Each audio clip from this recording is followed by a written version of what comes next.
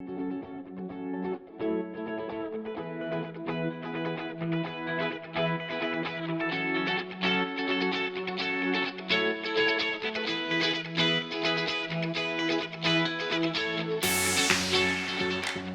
one skill that if you master it as a real estate investor, you'll be wildly successful, and that's this. You have to know how to find off-market properties, because that's where the money is, in off-market properties. Especially in a hot market like this where almost anything sells, you're gonna have so many different options for exit strategies when you just buy the right house, because we make our money when we buy. So let me give you the top 3 ways that you can go out there right now and start and look for off-market properties. I'm gonna give you one that costs nothing, one that costs very little, and then one that costs a little bit more. I'm gonna give you some different options so you can start. Number 1, driving for dollars. Now, that's when you drive around and look for properties. And you may say, Glenn, with all this technology, man, there's so much you can do out there. That's so old-fashioned. You know, so is hitting a base hit in baseball, but you know that major championships are still won by hitting base hits? So it works. Just because it's old doesn't mean it doesn't work. There's a lot of fancy ways you can do it with different tools, and that's all great, but just driving around looking for properties. What are you looking for? You're looking for houses that are vacant. How do you know it's vacant? Well, it looks vacant. There's garbage in the driveway. Used to be you could see phone books on the front porch. You still might be able to. Mail's piling up. If you're in the north, you might see snow on the ground. You might see leaves all over. You can tell that a house looks vacant just by simply knocking on the neighbor's door and asking a simple question like, who lives here? Or, boy, I fix houses for a living. I make them look beautiful. Do you know how I can get in contact with the owner? We have bought so many houses that way over the years. It's a simple strategy that doesn't cost any money. It'll cost a little bit of your time, but not money. Number 2, bandit signs. Now, again, you might say, oh, those are ridiculous. I thought so too. Do you know we use those for years and years and years, and we have bought, I don't even know how many millions of dollars worth of property off of a bandit sign. What's a bandit sign? Those little we buy houses signs you see around town.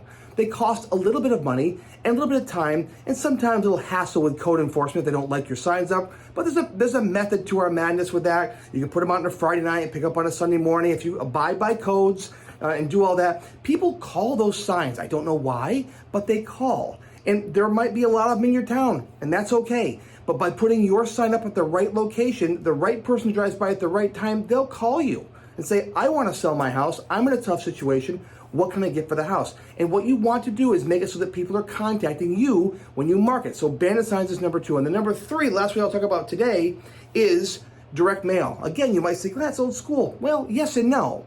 If you just send out direct mail to anybody and everybody, that's a waste of your money. That's what sometimes realtors do when they blanket a neighborhood and just say, hey, listen, I just sold a house next door, and they send out letters to everybody. Don't do that. You want to find people that have the greatest chance of selling their house soon. Now, how do they know that? Do you know all the stats that AI or artificial intelligence has nowadays? There are list companies that use artificial intelligence. What does that mean? That means that they can stack a list. Stick with me here. If somebody has more than 3 criteria or 4 or 5 criteria, that's much more of a greater chance they're going to sell. For instance, they may have very little or a lot of equity in the house, not much debt on the house, or they may own the house outright. That's a number 1 thing.